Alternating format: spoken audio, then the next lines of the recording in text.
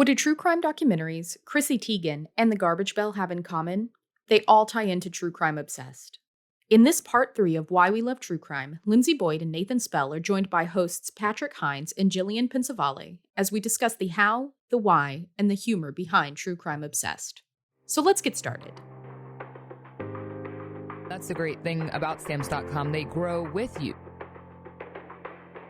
As much fun as I had, I couldn't wait to get back to my Sleep Number bed. Yep. I love my Third Love bras. They're hands down the most comfortable bras I've ever owned. I love making Blue Apron. I love it. It's my me time. Thank you guys so much for joining us. If you wouldn't mind introducing yourselves for our listeners who might not be familiar with your show, that would be great. Hi, we are the dynamic duo. I never call us that, but behind True Crime Obsessed, my name is Gillian Pensavalle. I am the co-host and co-creator. Hi, I'm Patrick Hinds. I am also the co-host and co-creator. I was really nervous to go first, so I said something I never say. Sometimes I blurt things out, and it happened. We are keeping dynamic duo. We're keeping it. It's canon now. Oh, God. Oh, Exactly, no. Sorry, exactly. girl. Sorry I just did that to us. I'm curious how you guys started working together. I know that y'all both have podcasts that pertain to Broadway. Yeah, well, like most true crime podcasts, it all starts with Broadway musicals, I think. That's also canon. Yeah. Yeah, it's so funny. We met through the Broadway podcast world, and we just became like really fast friends. And we always talk about how unusual it is to make like friends when you're our age, you know? And like we're both married and I've got a kid, and you know, we were both really busy. GP, this feels like it was 1,000 years ago at this point. It does. And also because our friendship was based on our social lives. So we would see each other a lot in person. And I think that's why the story feels so far away, because it's been so long since we've been able to do that. But even just hanging out, you know, we would text each other, are you in Midtown? We'd go to happy hour a lot. And we were just talking about Broadway stuff. You know, I still do the Hamilcast. Patrick had Theater People and Broadway Backstory, which is still my favorite podcast. So we were like talking about, we knew a lot of the same people, or we knew, you know, and then those conversations would be like half Broadway, and then we get sick of that. And then we talk about the latest thing we watched, or did you hear about the latest in the Adnan Syed case? Or my husband and I are good friends with Damien Eccles, who's one of the West Memphis Three. So that would come up. Like Patrick was interested in that. No one's interested in talking about true crime. And we both found that in one another. And then like one thing led to another. And now we're here talking to you. Yeah, it really was a thing that started out as like a hobby in my living room, you know? Like we would get together and do this thing, and we both had other jobs and we both had other like things. Like, you know, True Crime Obsessed was not the most important thing in our lives at all, you know? It was just a thing that we did together for fun. And then we were just kind of like, this is really hard, but it's really fun. It was taking us, you know, 10, 15, 20 hours a week to make this thing. And we're like, we need to figure out how to make that a thing that is like sustainable, you know? And that was sort of where we started taking it more seriously. Yeah, I remember that conversation. I remember exactly where I was. It was really hot. But we started in the summer, of course. Great time to start a podcast, and no air conditioner, nothing. And so I live on the Upper East Side, and you at the time lived all the way up in the Heights, and it's hard to get there. Taking the subway, you have to go downtown, to go uptown, to go cross town, and all this. And it was a lot of work. Also, it still is to, you know, watch the documentaries. It takes a lot of time. I always say we're not just eating popcorn. It takes 6-ish hours to watch a 90-minute thing, because we're stopping every 2 seconds separately to take our notes. And I remember kind of looking at each other and saying, do we want to do this like Thelma and Louise style? Or are we just going to like drive off this cliff and see what happens and really commit to this? Because we knew, because we had both been podcasting for so long, Patrick longer than I was, but we kind of knew, all right, if we make a decision to do another podcast, first of all, our husbands are going to be furious. And second, we really have to make it a thing. So do we want to put in all of the work that we knew? And we kind of looked at each other. We've been burned before, and we were kind of like, no, we were like, I want to do it with you. Let's just do it. What made y'all land on starting a podcast about true crime documentaries? We've landed on this really fun, popular thing that never meant to be that. We had no idea or thought, like, we really don't think of ourselves as funny people at all. I knew that I wanted to do like a true crime thing. And we had started talking about making a podcast about the Zodiac. We were like, let's just solve it. I feel like somebody should solve that. We're going to super solve the Zodiac. Totally going to solve it. And then we were like, well, why don't we do something that could be like a weekly thing, that rather than like a limited series thing? And I wanted to make a nerdy, sort of straightforward NPR style podcast that would have segments where we would do like an interview segment, a segment where we would talk about a thing, like talk about a documentary, and then like a true crime news segment. And we recorded a pilot where we did that. We did all three of those segments. And when we were listening back, I was like, this part in the middle where we talk about this documentary, it's more of a recap thing, and it's really interesting, and there's nothing else out there. Like, I am obsessed with podcasts. I could tell you every podcast on the Apple's like top 200 chart any day of the week. I'm obsessed with podcasts.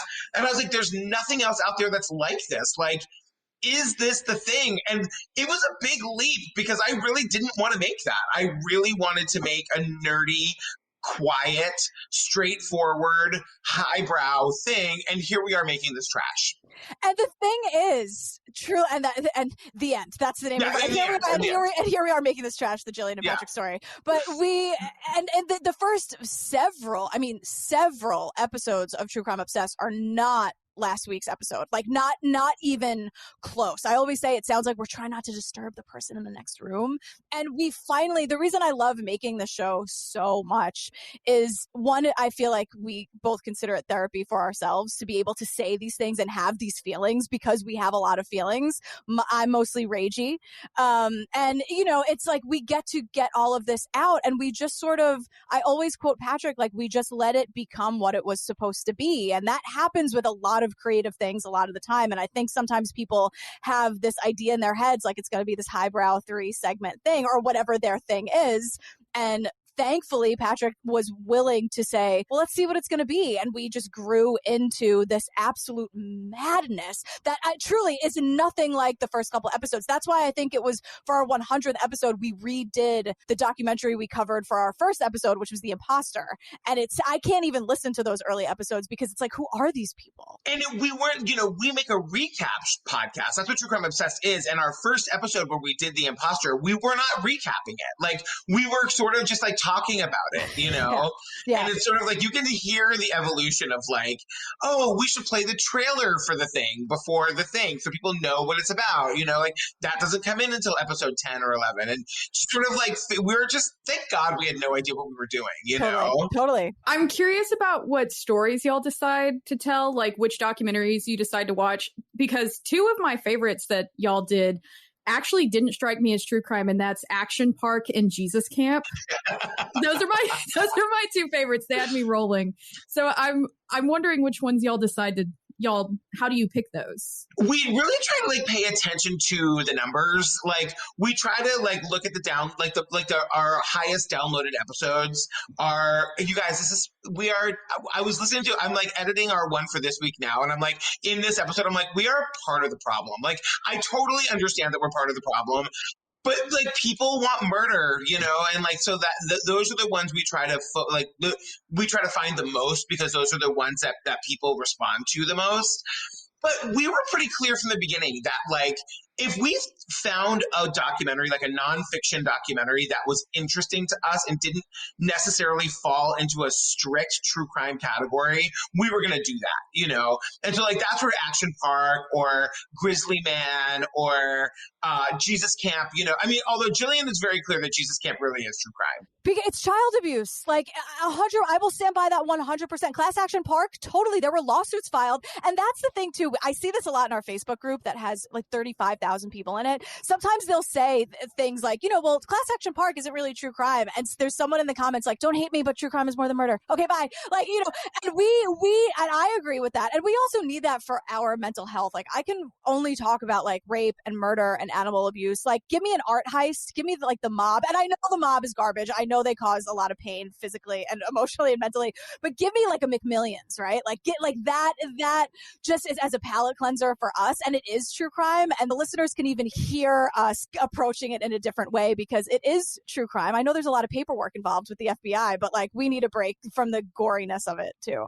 Outside of obviously thinking about creating the show, I'm curious personally, what is the first true crime story that you remember, out there in the world, like from your own life? What's the first story you heard and were familiar with? I never have a good answer for this. I was one of those kids who grew up on Unsolved Mysteries. So it's like, it was less of one specific case and more like that show that made me be like, oh no, I really am fascinated by this, like that. And even on that show, like, they would have the categories of like murder or whatever. Whenever it would be like unexplained, whenever that was the thing, that was always the thing. Like the Bermuda Triangle or Bigfoot. Like, I'm such like an AV nerd, basically. Like, that's what I always equate this to. Like, what's the nerdiest thing you can be? I'm like that for true crime. I love that you love the conspiracies, and that doesnn't come up a lot on the pod, but I love that was like your start in all of this. Totally. I read Helter Skelter way too young. That's why I am who I am today. Well, I was going to say, too, I think one of the first true crime movies I ever saw was Paradise Lost, right? Like on HBO, like back in like the early 90s. Like those were the ones that like I think were the first ones that I watched that I was like, oh, that's the weird part about true crime is the community around it. There really is a community. It's like you hear about like true crime TikTok or whatever. Like there are so many people. There's a reason why Apple, like a year and a half ago, they never had a true crime category, and they had to add it because it is the most popular thing. Like, it's why our Facebook group has 35,000 people and growing. Like, people, when you like weirdos like true crime and they want to find each other and talk about it, Yeah. The thing about Paradise Lost, which we also love, I think just as viewers of true crime documentaries, Patrick and I both love when we know that the filmmaker set out to do one thing and then it turned into something else. So Capturing the Friedmans is a great example of that. This guy just thought that he was going to film a child's party clown, which to me is true crime anyway, because clowns are the worst. And then it became something horrible, right? And so the same with Paradise Lost, like they thought like, let's go see the sensational, like these Satanists are down in Arkansas. And then it became like, oh my God, these 3 innocent men walking free. I think we're drawn to that too. Like what the medium can do to get stories out, get people out of prison, get people still continuing those conversations.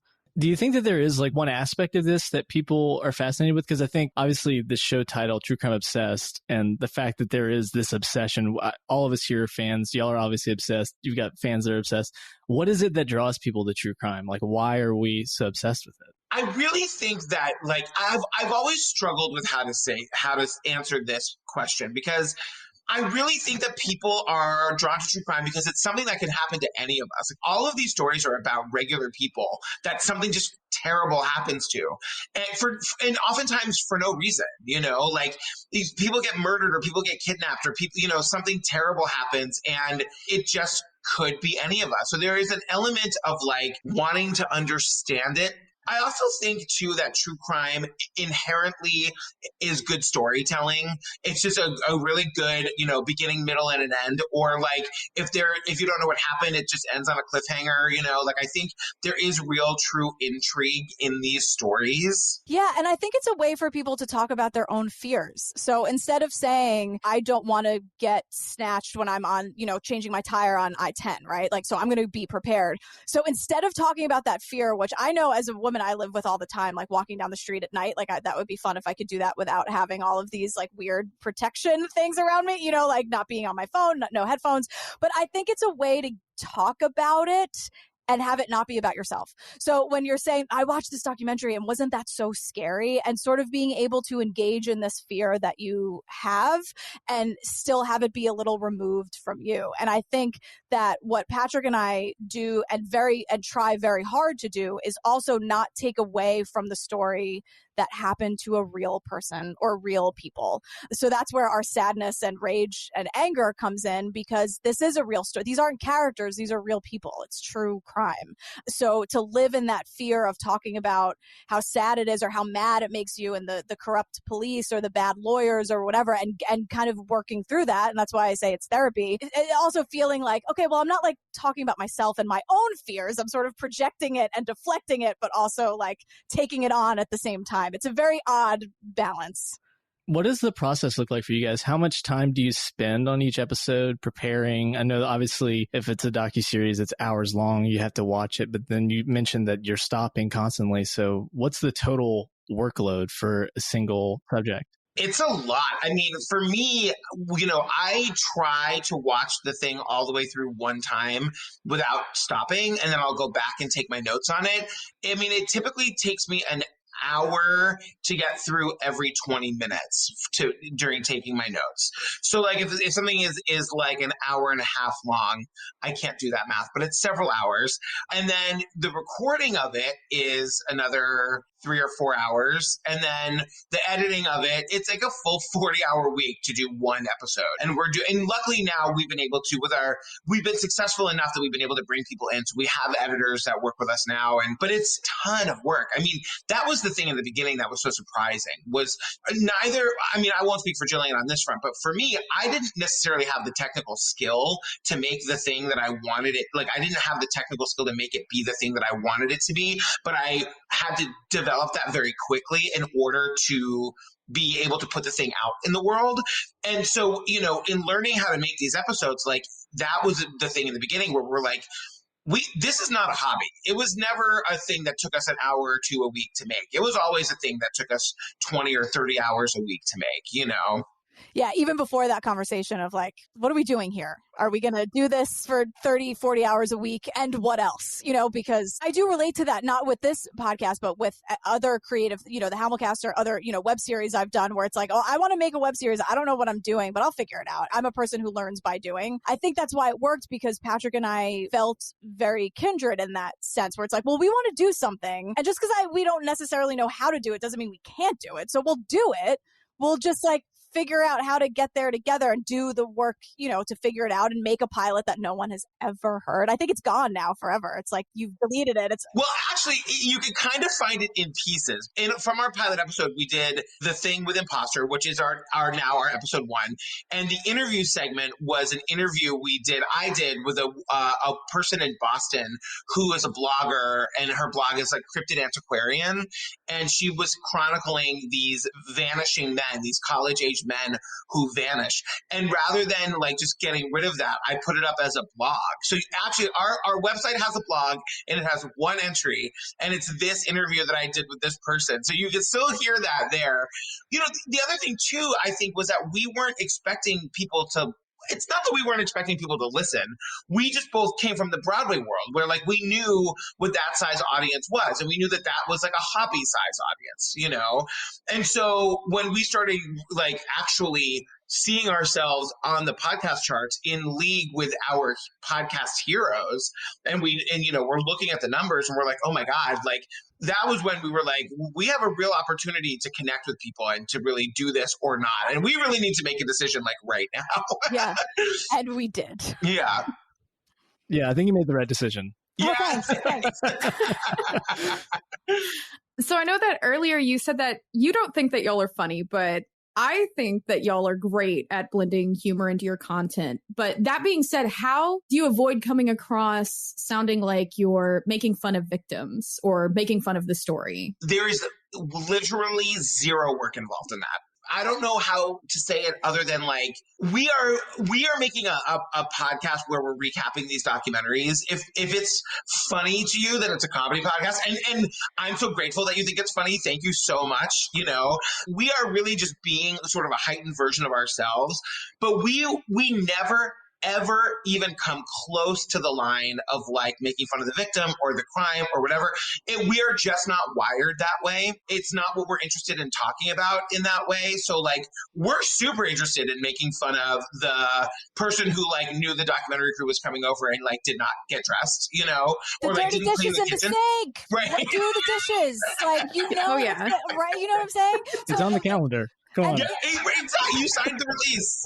We always say that you signed a piece of paper that said, yes, this can go out into the world. So if you know it's going out into the world. And so that when we focus on that, it makes it easier. And so exactly like Patrick said, like, Lindsay, when you ask, like, how do we not make fun of the victims? We just don't.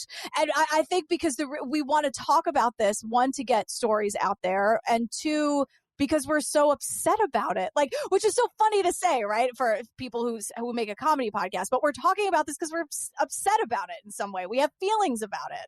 I also think that we have an opportunity to normalize some things. Like I think that when we're covering a case where the person who was murdered was a sex worker, I think that like it is so I think that we really take the opportunity to be like, sex work is a thing. It's a thing that happens, and we can actually talk about the why is that, the idea of like making fun of a sex worker or sex work as a thing that is real. We are just not, I could not think of a single joke. Like nothing about that is funny to me, Sometimes I think the things that people might think we would be making fun of are the things we really want to explore and talk about and normalize. Right. Or that no one's asking those questions in the documentary too. Sometimes we get like, wait, are we seriously sitting here and no one's asking about this? And I think people see that. I think people laugh at those kinds of questions because they're like, oh yeah, I thought that too. So they're not laughing because it's haha, hilarious, funny. I think they're laughing because it's like, I just asked my husband that and he didn't care. I asked my best friend, my roommate that, and my roommate doesn't care, but these two crazy people care. And I think it's the caring that makes people smile. And I think that smile leads to people laughing kind of in spite of all of it. Sometimes I also think we give people permission to laugh, I think sometimes we always say that our hope is that what we can contribute to these cases is keeping people talking about them because people can find some humor, we can talk about the Jean Bonnet case. And guess what? If there are elements of like whatever it is about that case that are funny, and even saying that out loud sounds wrong, There's nothing funny about a little girl getting murdered. A perfect example of that is like, what was it? The cottage cheese and the pineapple or whatever. And it's like, I was like, is that a thing? Like, I didn't know when I grew up, like whatever that snack was. And it's like tragic and horrible. But again, I always say like, we don't want to think about the tragedy. So let's focus on the weird. What was that snack again? Was it cottage cheese and pineapple? And then leaning into that. So to us, then it becomes funny because I don't think I'm funny. Patrick doesn't think he's funny, but I think he's funny and he thinks I'm funny. Or totally. And also in that documentary, they spent $100,000 rebuilding a model of the house. Did you want to just spend that money to test the evidence? You know what I mean? Just sit and have a conversation in like a conference room somewhere. Did you have to rebuild? And then they had that woman, remember, in that awesome, badass, sexy suit. She was climbing in and out of the cobwebs. And it's just where it's like, what am I watching here? Can we just solve the thing or we have to waste 20 minutes on the cottage cheese and the pineapple? And if we're trying to solve the thing, I feel like there's a better way to spend that $100,000. That's all I'm saying. Instead of recreating the perfect cobweb. Can we not? Can we get down to business here? So on the subject of y'all bringing in the humor elements, this is a question that we didn't send your way ahead of time, but I wanted to know the garbage bell. Where did that come from? How did that come up? I love it. It came from, if I remember correctly, the first time we ever talked about it was in the tabloid episode, which is episode 21. And the thing is, Gillian and I have not recorded in person in over a year. So we forget each other's actual mannerisms. But Gillian would get so mad. She'd be like, "Grr," and I remember saying I gotta get you something to hit, we need something for you to hit. And so I remember being like, I'm getting you a bell. We're getting a bell. And I was thinking a cowbell. And I was like, no. Yeah. Because it would be attached to the word garbage. I'd be like, this person's garbage. And we need a thing where it's bum, bing, or some kind of weird. And we were trying to do it as we were trying to become Foley artists. And then it was and it all just sort of it came. And this is so much. It's so funny that you asked that because so much of the garbage bell is also just a metaphor for everything that True Crime Obsessed is, where it's he said something, then I said something, then we both started talking over each other about kind of the same thing. And suddenly there's a podcast, or suddenly there's a garbage bell, or suddenly there's a catchphrase that we didn't know was a thing. And so then I was like, I need something where it's now when you hear that sound, that person's a piece of shit, they're garbage, whatever that is. And then I came, some sweaty day, sweating head to toe, and there she was sitting on this little snack table that Patrick had gotten the bell. And so then there was an argument, not a fake argument, where Patrick was like, well, then we need, because I was like, all right, so garbage bell, and then also a hero bell. So then I would say okay, well, when you knew that someone, okay, ding, but this is the hero style.